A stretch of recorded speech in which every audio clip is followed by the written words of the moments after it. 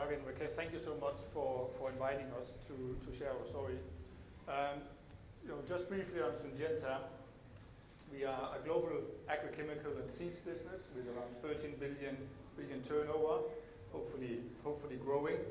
Around 28,000 employees around the world, selling in more than 90 countries.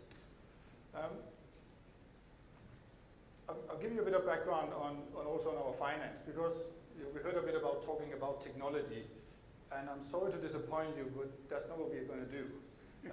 We're going to talk about more digital transformation instead, and some of the challenges that we have met along the way. So Syngenta Finance is an organization in constant change. We are currently around 1,200 in-house people, and we had around 600, 700 people with Capgemini, which we're currently in moving in-house for the majority of it. We have the classic setup of business facing and finance operation and then the corporate function. So I think we are very, very classic. We operate in around 55 countries around the world. And we set out back in 2017 to say we're going to try and embrace this whole digital with a very, very dedicated support from our CFO. But we weren't a digital company, and we are still on the journey to try and become one. So if I describe the situation, which I think lots of big multinationals would recognize, is that we were probably a costly finance organization. At least that was what the CEO kept telling us. We actually lacked technology investment, at least from our perspective. We actually took a decision also, and I know this is very controversial in this setting. We discontinued our global business services. Right?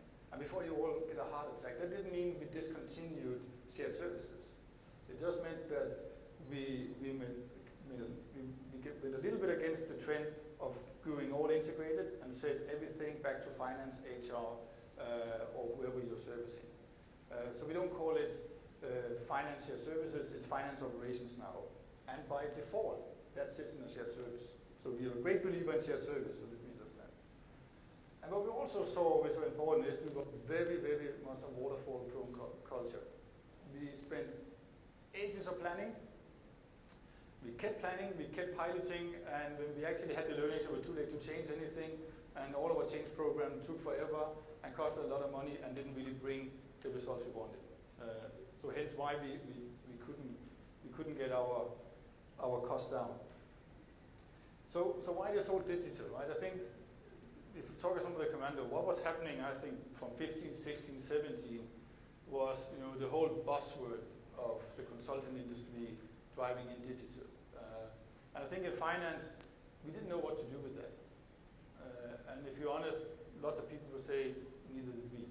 What are we going to do about RPA, cognitive automation, etc.? So we were kind of a bit in a lost world there. And we also saw that the whole business started creating digital strategies. And I think in finance, we didn't know how to react to that. And I think we had a change of leadership. This was our CFO, Mark, saying we have to figure out how we're going to react in finance.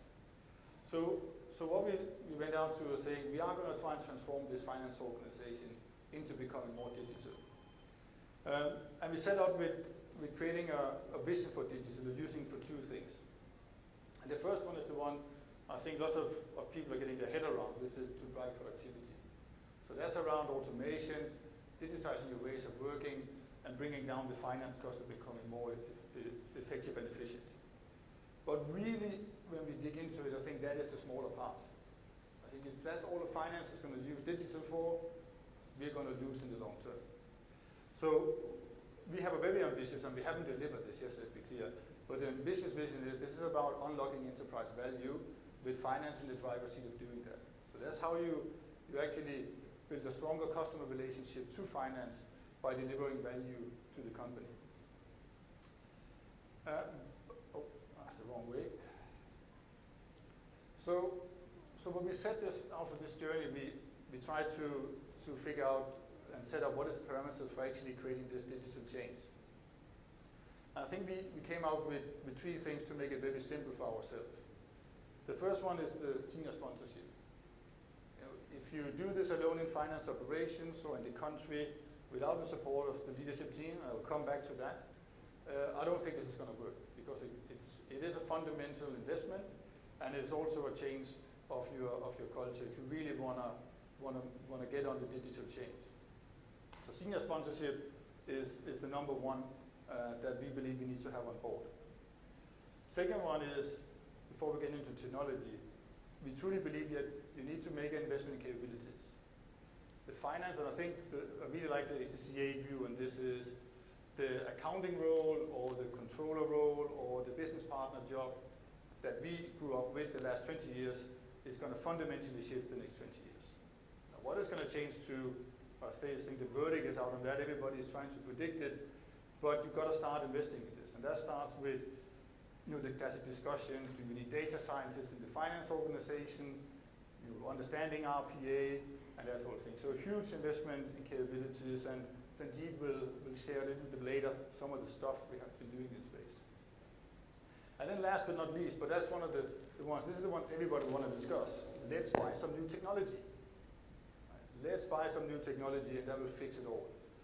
But I think if you look at this from a technology perspective, I think you're going to end up, and don't have the transformation aspects, I think you're going to end up just having a very ineffective process, ineffective function running on the latest machine.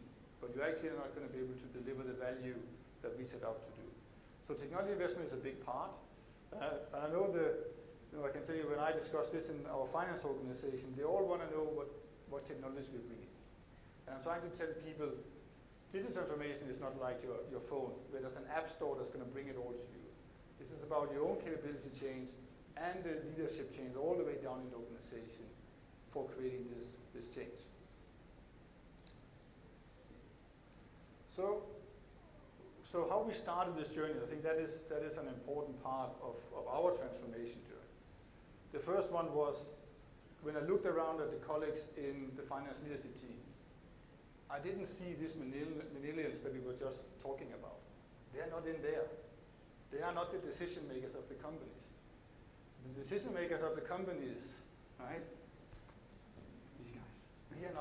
We are not digital savvy to the extent needed to actually understand and drive this change. So what we decided was that we took the whole leadership team into a digital lab to actually kick off this journey. And we took them all to London, and Deloitte helped us to really get people in understanding what is a robot, what is SAP's boardroom, what does a chatbot do, etc. And we kept having these sessions with all senior leaders and drive that down to the next level of organization to ensure that sponsorship will be there, and not just an unevolved talk about digital. So this engagement of leadership was a key component. The other one when we created our strategy was, as I said, we were a very, very waterfall-prone organization. Right? So we actually said, and we were close to also saying that we're going to create this strategy, we're going to take a brown paper, create a roadmap, waterfall way. But we decided to do it an agile way. And again, we had some good help from outside. So we actually did our strategy with sprints and daily stand-ups, etc., etc. So that started changing the organization from the inside. And the other one we said was, we're not going to do this in isolation. We're actually going to listen to the organization when we create and say, what does digital mean for us? So we did crowdsourcing. We actually found out our R&D organization had fantastic tools already in place. So we were out and had the participation from more than 450 finance people, all submitting good ideas what they believe that the digital journey should bring to the company. Let me be clear, some of this you can use, some of it you cannot use. But it's about changing the mindset of listening to the organization and listening to the millennials that actually have a very different perspective of what this digital transformation is going to bring. And last but not least, to really challenge ourselves on going away from waterfall, we started using proof of concepts. So we, instead of just coming out with a long roadmap, we actually delivered solutions in an agile way using click here because it had to be fast. So we actually redesigned our whole management report in this process. So that actually kicked off the whole transformation in the company.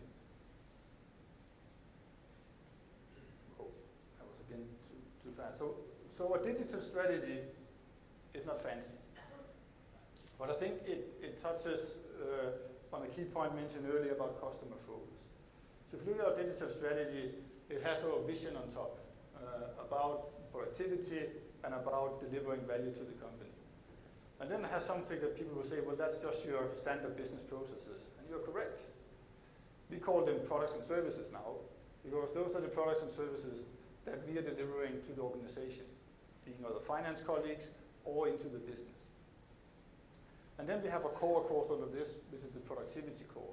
That's where RPA and all the automation is setting in, which can be the same across whatever service you deliver, if it's a P2P or an order-to-cash service.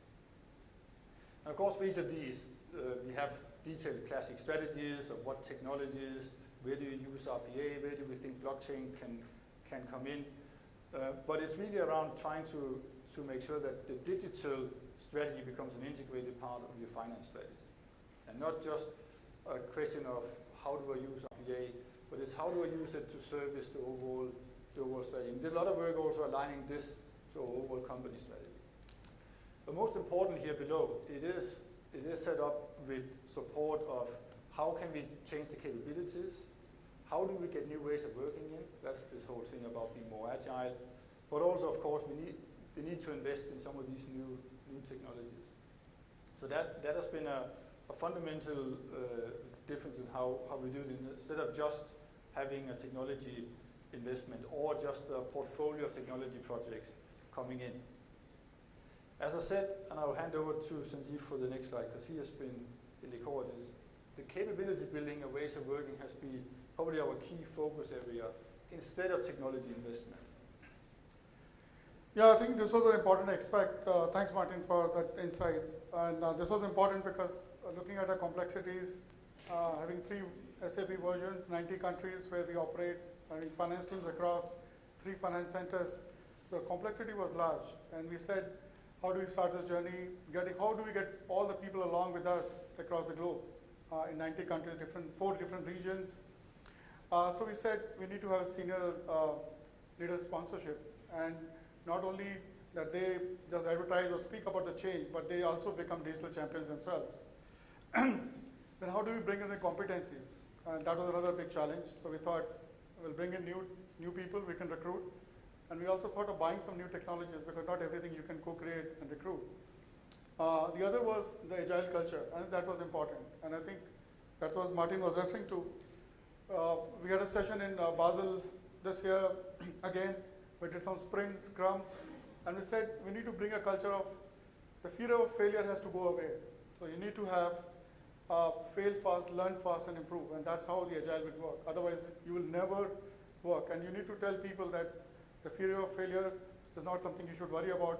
You learn and move fast. And of course, the professional development was a key thing. Now, what you look at this key slides, we started with a digital academy for leaders. But then we did a major change, a major shift.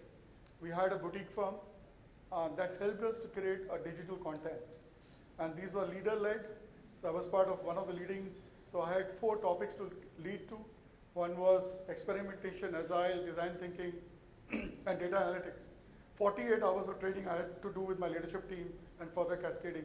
And this was done across the globe with a boutique firm. So that really helped how we think digital is going to change, what digital means, what agile means, what design thinking means. So that was something really great we did. Then we said, all of us, the senior leaders, we did a survey. They were not aligned to all the millennials, how they think and how they use technology. So we had reverse mentoring as a program. So Martin, me, all our finance leaders were assigned a young finance graduate who had just joined us as a mentor. And they were mentoring us what technology means to them, how they use it, how they are so fast, how they adapt. And that really worked wonders for us. That really led us to think, yes, all the Gen X need to do something to bridge the gap between Gen X and Gen Ys. The other important part was the whole people strategy. It was important because people's strategy was to make sure that we bridge the gap between technical and the functional capabilities to digital world. The leadership required for the digital was very different. And we worked on that. That was very, very important. important thing was we created that how do we bring the entire finance community? We are around 2,400 people across the globe. How do we bring them on board on digital, what is happening? So we worked with Deloitte, we bought a platform, and we created a digital content there, which is available online to all the employees. And they can get updated, and that's working very fine because a lot of people are using that. And that brings awareness on what's happening in the digital area. One of the other thing was Yammer. So Yammer is a tool which is a networking tool within the organization people use to network. It's a chat, something you can post, you can learn, and you can comment. We realized that not many things we were sharing was going to. We started with around 50 odd people in finance, and today we talk about more than 1,000 people use Yammer, right? And it's become an effective tool of messaging, the digital content, and connecting with people across the globe. Then what we did, we said, we created digital champions. So we said, alone the leaders can't do this. So we had 50 digital champions across the globe, which became the ambassadors, and they were taking this program forward. So they do training sessions, they do onboarding. We did the Ignite sessions. We came out with projects, they mentor those projects, and that is working fantastically well for us as well. And as Martin said, we moved away from a pilot to a proof of concept, because that's an important change in the area. And we have a digital COE and a team. So we have a dedicated team which takes all the initiatives and then does up POC, and then it moves forward into the production. So it's not an easy thing to do. You need to bring the organization along with you. You need to take multiple steps. You need to bring a cultural change, and right from the senior leadership. And we need to adapt how the digital world would be. Okay, I think the thing of going with we have this Ignite campaign. I had a lot of feedback from people who, in the beginning, were very disappointed. Because the topics here were agile, design thinking, experimentation, and data. And people actually wanted to understand blockchain and RPA, etc. And it has been a long conversation, but at the end, I think we got the feedback we wanted. That actually to understand that if you understand design thinking, you don't need to depend on the technology, but you can discuss any technology because you understand the concept of how you create the right process in whatever technology. And after that, we can get all the experts in that can help us implement blockchain. But it has been really a challenge, and testing the patience of the organization. And that leads into this key challenge slide. I mean, managing the expectation of the organization, and especially the millennial population, I still find is my biggest challenge. And having the title Head of Digital Finance, and often get this is not moving fast enough. But if you look at all the other challenges on this slide, and then I don't know how you are managing this, you might have better infrastructure and processes and data, but the transformation is taking a longer time than some of the consultant studies back into 2015, 16, and 17 were promising. The robots are here, yes, but they are not taking up overnight. So managing expectation is a key challenge, and keeping people motivated on what is not an overnight journey, at least in our case. The agile ways of working is a fantastic one to mention. It's good to have a couple of projects, but to really push it into the organization, I find extremely challenging. And why do I say that? Because if you want to work agile, you have to work at parts in a networking culture. And what we still are seeing is our line managers are still hierarchical thinkers. So we have projects that need to move fast. We need subject matter experts from different countries to support. But local line managers don't think like that. They still think about their portfolio, and we don't get people to join because they're getting blocked. So unblocking that whole bureaucracy, it works much better in the shared service centers. That is a big benefit, because if we are aligned, we get it to work, right? But still across the globe, it is a big challenge of really getting a more networking culture in. IT support, another challenge. We underinvested in our IT organization, trying to bring it back on track. But it doesn't help when you want to do a proof of concept over 3 weeks. But the consultants you're working with, it takes them 2.5 weeks to get access to the system. I mean, the company are just not set up for speed and working in the new more agile ways. Data, I mean, if somebody in here says the data isn't an issue, I would tend to go out on a limb and say you either lying or not understanding your issues. I think everybody I talk to, data is an issue. I think in our case, it is a real issue, and we recognize it, and that's why we are not moving as fast as we would on the whole analytics and value creation. Our data is fragmented at best. I tend to say it's a mess. We have underinvested in governance, we have underinvested in infrastructure, and we are now paying the price on the speed in our digital transformation. It's like it is. And you have to get all the way up to your CFO and your executive board to understand that, because this is heavy investments. I mean, if you're in 90 countries with 4 ERP systems, and I don't know how many different general ledgers, that is a long journey to get that back on track. Again here, if we hadn't got the shared service organization, I would be even more lost than I am now. And then this whole continuing engagement of the organization, I think the Yammer piece have helped a lot. We felt disconnected, but we used technology to feel more connected, but really getting all the leaders out there all the time, talking to people and making sure the motivation's there has been a topic. And then last but not least, I mean, data analytics at scale. I think data analytics we have been able to do. We have had some hard learnings from how to do it with consultants, for how not to do it with consultants, for how to, just throwing a lot of data scientists at a problem doesn't always bring the value you want. So lots of learnings. We're still struggling to do it at scale. I partly hide behind my data issue, but there is also a culture. I think that's why if you look at the value trees of how do you deliver value, our business partners of this organization, looking at one of them now, not him though, he gets it. The business partners in finance, I don't think are fully equipped to understand what advanced data analytics is going to do for the organization and how they can use it and how it's going to change. They are still stuck in, I'm going to do my analysis myself, but I'm not going to trust on a predictive budget.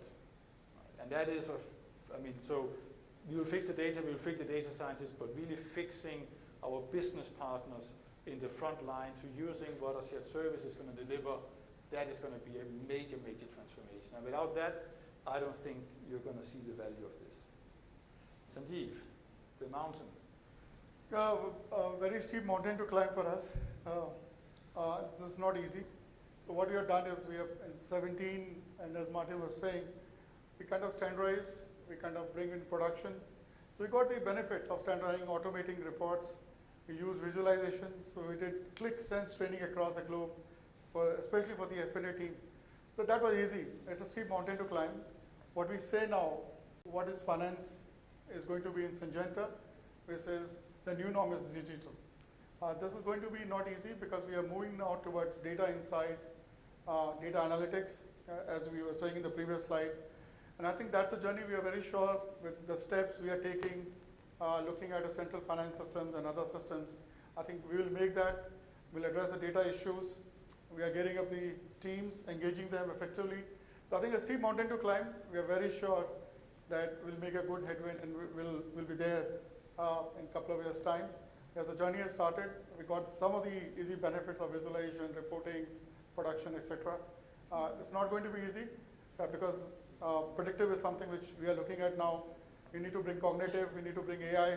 We're starting to do that in some parts of, we have done NLG, we have done some dashboarding, we have done RPS, we have now live with 23 bots.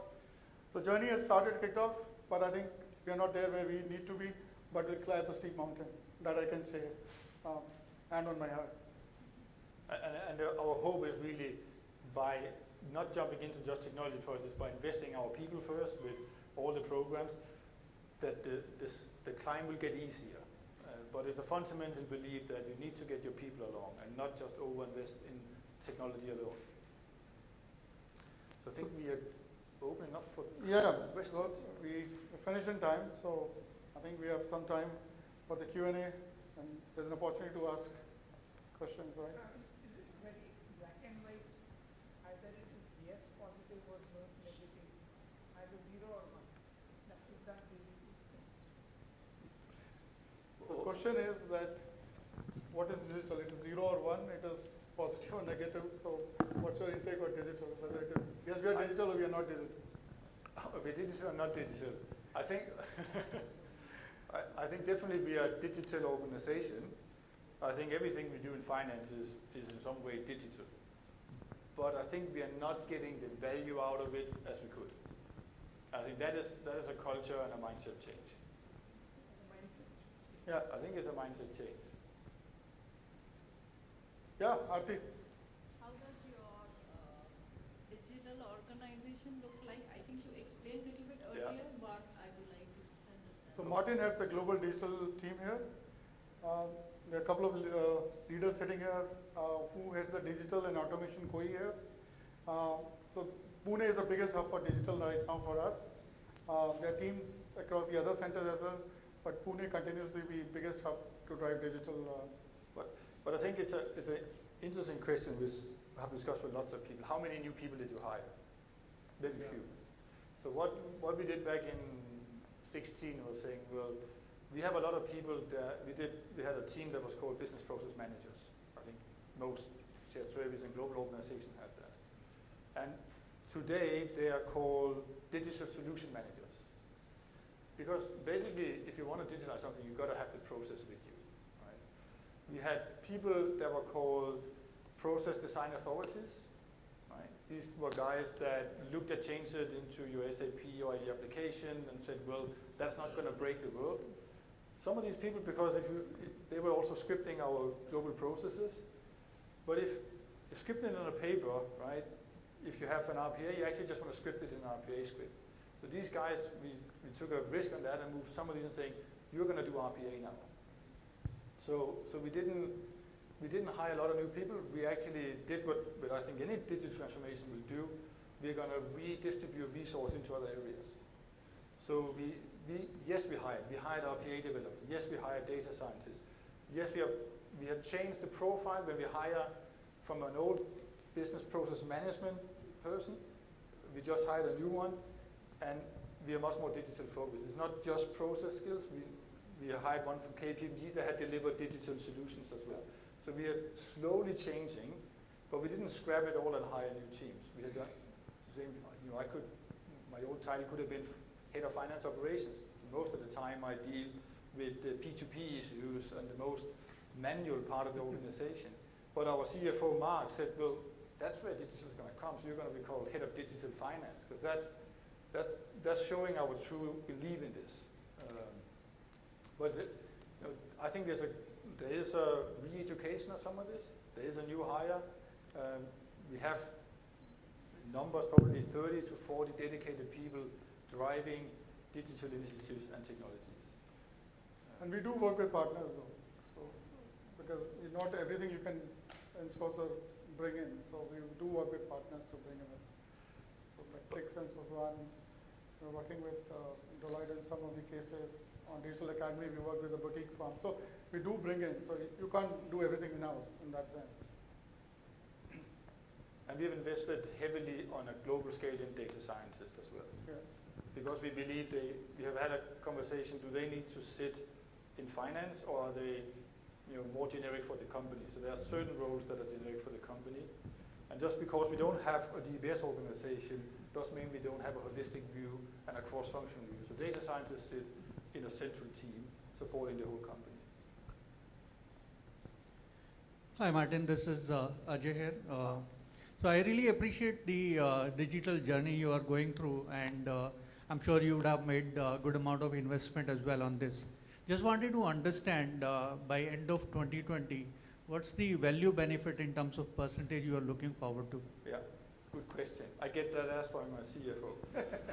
so we had a slide in here, but we took out the numbers. I mean, the obvious one is that the part you can measure is your efficiency, right? So yes, we have invested in RPA, we have put in black line, so we have taken out probably on a 10% productivity in our finance operations, and it's going to be a bit more. We're looking right now at central finance for SAP, right, which will probably bring another 20 or so, hopefully by Q1 2021, that should be the target, right? So that's the productivity challenge, right? That one I can measure. And I think that should be at least 30% of the operations part. How much on the business partnering side?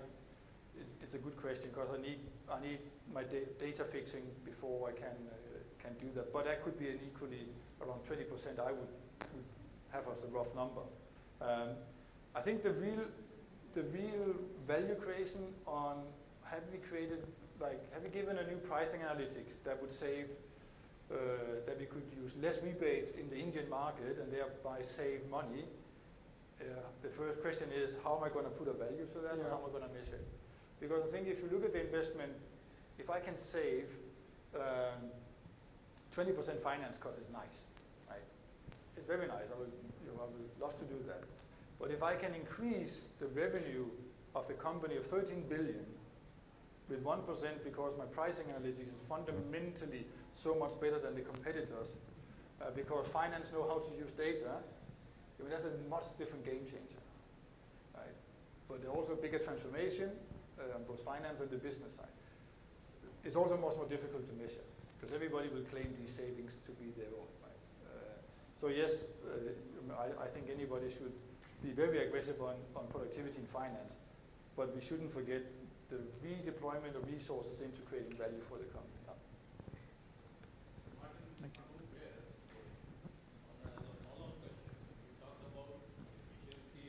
Effectiveness part. Yeah. Then do you have any measurement or have you measured on the experience part? How you have improved or what you plan to improve? On experience as in experience? It's a good question. So we continuously discuss how to do that, right? We have I would say we have a low starting point. So I will be confident that we are gonna increase a lot. We haven't got a good measurement on customer experience, especially on our procure to pay. The platform is very old. We are changing to Ariba now, so I hope that's going to give a boost. I don't have a real key. This is how we're going to measure it, but we have that discussion. I think it's a very good question. And if you talk to SAP, that's part of their new package, right? The customer experience, CXS or whatever they call it, right? We are still struggling in the service organization to really find a good measure. We get the classic feedback on the overall service, but it's not about the digital enabled service.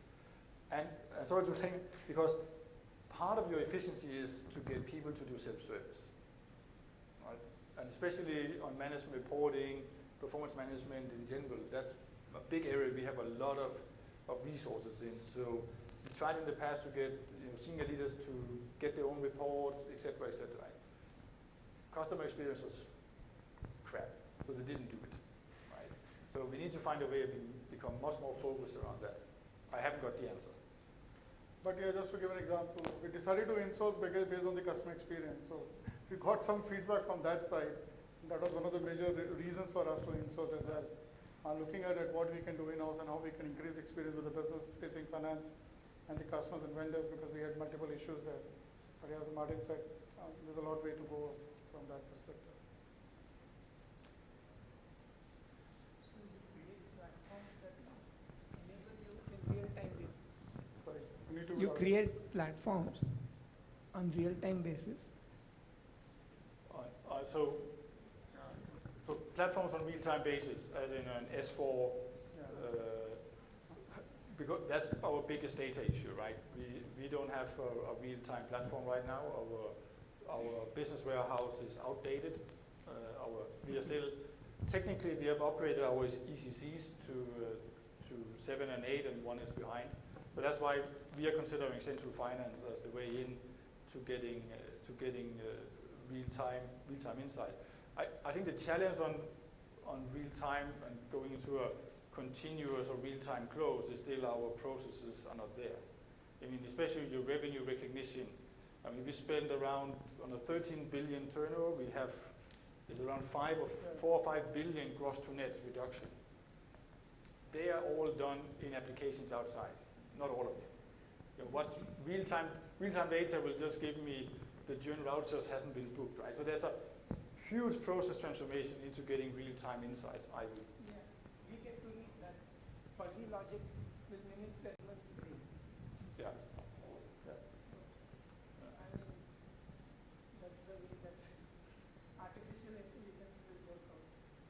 correct. Cognitive and AI will help. Good. I think there was a question over here. So, Martin, you touched upon the cultural change when you are going through this journey, Yeah. which is very important. We all understand that aspect. But I would like to hear your experience in terms of the cultural change on the organization, the wider organization. In GBS, it's relatively easier when we compare it when we are talking about the upstream side. Yeah. So what's been your experience when you're driving the change in the other side of the organization? Yeah, I think the changes that we have been doing has been across all of finance. So it's not just in the shared service center. We have done our rollout of capability development across all of finance. But I think you're right. We've also been very clear that we are going to drive this change using our center in India. First of all, we have 2 other centers, but we're going to use our center in India as the catalyst, right? And it is much more easy in the shared service to get the flywheel going of change. I think in the upstream finance in the countries, it is a slower change. They also have a very busy schedule. So it has been slow. We have had some really good change leaders, and we have a digital ambassadors network where we try to pick out the top. So I've been very brutally saying if we can get a couple of change leaders in these countries, that might be able to start to change. But it is a challenge, and I think it's not always the willingness to, because their journey is also a lot of into analytics and self-service. It is a different change. And I think there's a bit of being scared of what is this going to bring for me, job security, etc. That is a challenge. But we continue to see this as a one finance journey. So it's no different for you than it's for every organization is like this. Yeah.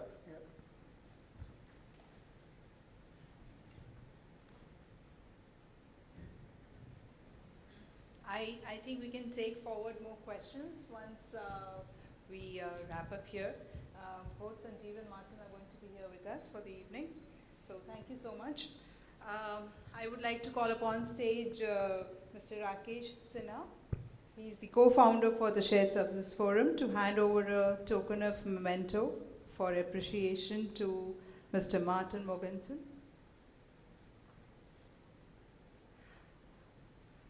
A round of applause, please. Thank you. May I call upon Mr. Ajay Kumar Badhwa. He is the India site head for AkzoNobel Global Business Services to hand over a memento of thank you to Mr. Sanjeev Rastogi.